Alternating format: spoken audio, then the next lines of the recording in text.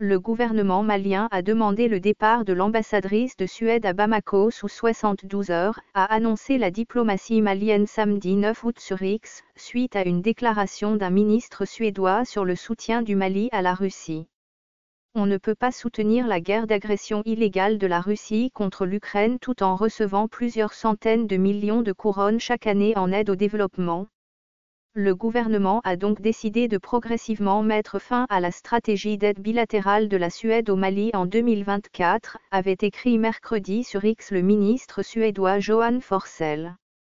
Le ministère malien des Affaires étrangères qualifie la déclaration de Stockholm, hostile, au sujet du Mali.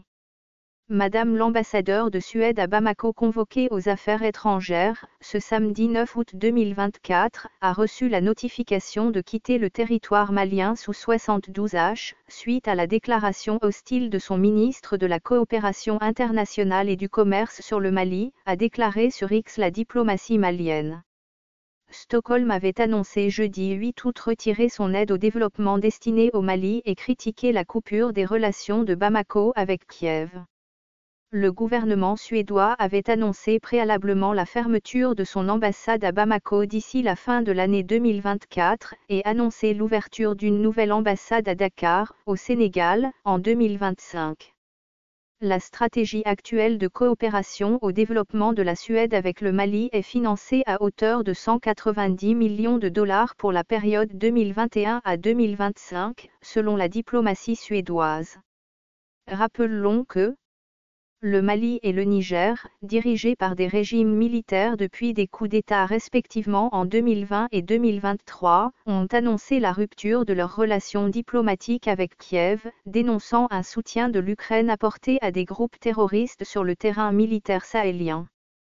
En effet, le Niger a annoncé mercredi 7 août rompre, avec effet immédiat, ses relations diplomatiques avec l'Ukraine.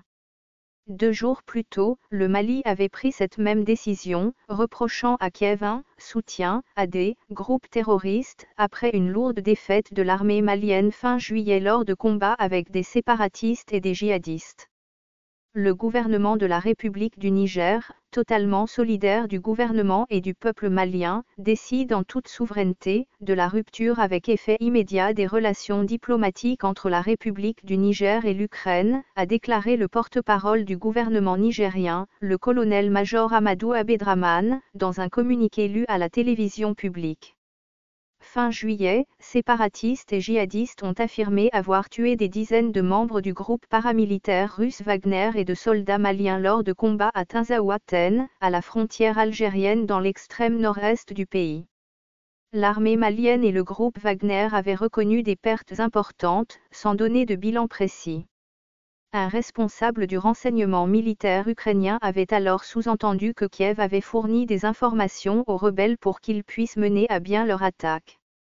Des propos inacceptables, a réagi Amadou Abdrahmane, faisant part de la profonde indignation du gouvernement nigérien.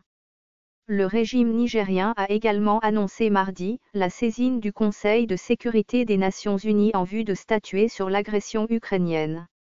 Les deux pays se sont tournés vers la Russie et son groupe de paramilitaires Wagner, également déployé lors de l'invasion de l'Ukraine.